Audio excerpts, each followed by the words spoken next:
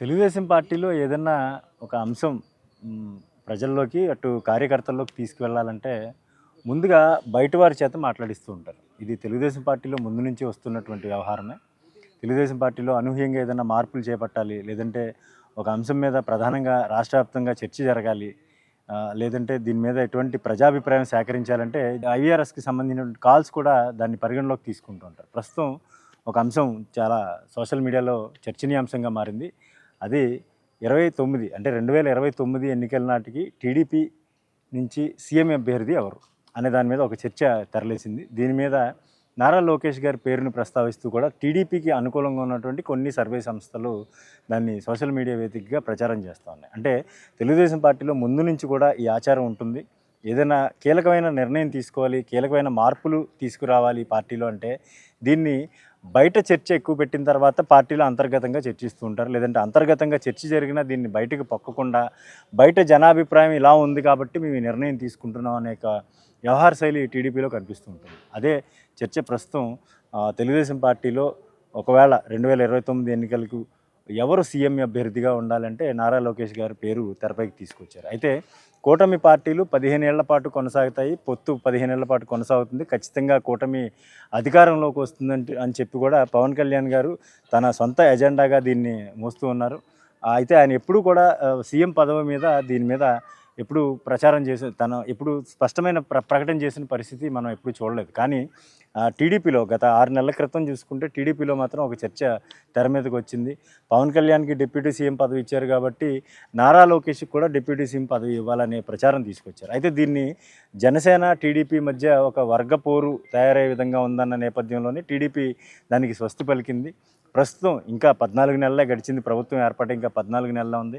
ఇంకా దాదాపుగా 3 సంవత్సరాల పైన, అంటే దగ్గర 4 సంవత్సరాలు, 2 నెలలు తక్కువ 4 సంవత్సరాలు ఇంకా పదవీ కాలం ప్రభుత్వం అధికారంలో ఉండే పరిస్థితి ఉంటుంది. కాబట్టి ప్రస్తుతం జరుగుతున్నటువంటి ఈ చర్చ ప్రజల్లోకి వెళ్తే ఎటువంటి రెస్పాన్స్ వస్తుంది, కార్యకర్తలు ఏ విధంగా తీసుకుంటారనే దాని మీద టీడీపీ ఫోకస్ చేసినట్టుగా కూడా ప్రస్తుతం జరుగుతున్నటువంటి చర్చ బట్టి మనకు అర్థమవుతోంది. అయితే మరోవైపు చూసుకుంటే ఈ పార్టీలకు సంబంధించి పొత్తులో ఉన్నటువంటి బీజేపీ కావచ్చు, జనసేన కావచ్చు, ఎటువంటి నిర్ణయం చెప్పకపోయినప్పటికీ కూడా పార్టీలో అంతర్గతంగా తెలుగుదేశం పార్టీలో ఎంతవరకు సమర్థిస్తారు, సీనియర్ నాయకులు కావచ్చు, జూనియర్ నాయకులు కావచ్చు, లేదంటే పార్టీ క్యాడర్ కావచ్చు, ఏ విధంగా తీసుకుంటారనే దాని మీద ఒక పాచిక విసిరారనే చెప్పుకోవాలి. ఎందుకంటే గతంలో తెలుగుదేశం పార్టీ పగ్గాలన్నీ కూడా లోకేష్కి అప్పగిస్తారని చెప్పిన ప్రతిసారి కూడా కొంతమంది సీనియర్లు, అంటే గోరంట్ల బుచ్చి చౌదరి లాంటి సీనియర్లు కొంతమంది దాన్ని వ్యతిరేకించేవారు. నేరుగానే జూనియర్ ఎన్టీఆర్ని రాజకీయాల్లోకి తీసుకురావాలి, పార్టీ బాధ్యతలు ఆయనకు అప్పగించాలని చెప్పేసి కూడా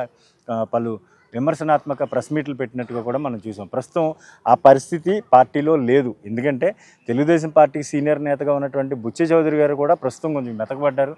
ఆయన ఇప్పటికే 80 ఏళ్ల వయసులో ఉన్నారు.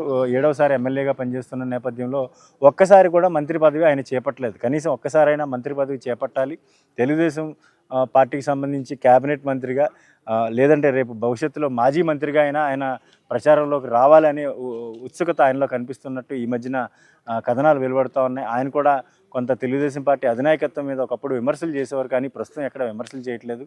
మరోవైపు చూసుకుంటే కొంతమంది సీనియర్లను కూడా చాలా వరకు అటు ఎమ్మెల్యే టికెట్లు ఇవ్వడం విషయంలో కావచ్చు, గెలిచిన అభ్యర్థులు ఎవరైతే ఉన్నారో వాళ్ళకి మంత్రి పదవులు ఇవ్వడంలో కావచ్చు, పూర్తిగా లోకేష్ గారి మార్క్ కనిపిస్తూ ఉందనే ప్రచారం జరుగుతోంది. దీంతో తెలుగుదేశం పార్టీకి సంబంధించి ఏదైనా వ్యవహారం జరగాలి, ఏదైనా వ్యవహారం ముందు పార్టీలో చర్చించే దానికన్నా కూడా ప్రజల్లో ఏ విధమైన కామెంట్స్ వస్తాయి, లేదంటే పార్టీ క్యాడర్ నుంచి ఏ విధమైనటువంటి రెస్పాన్స్ వస్తుందనే విషయంలో తెలుసుకునేందుకు ఒక ట్రయల్ వేస్తుంటారు. అందులో ట్రయల్లో భాగంగానే ప్రస్తుతం 29 ఎన్నికలకు సంబంధించి సీఎం అభ్యర్థిగా లోకేష్ పేరు ప్రస్తావిస్తూ ఉన్నారు. మరి దీన్ని ఏ విధంగా తీసుకుంటారు, సీనియర్లు ఏ విధంగా తీసుకుంటారు, పార్టీ ఏ విధంగా దీని మీద చర్చ జరుపుతుంది అనేది మాత్రం ప్రస్తుతం ఆసక్తికరంగా మారింది.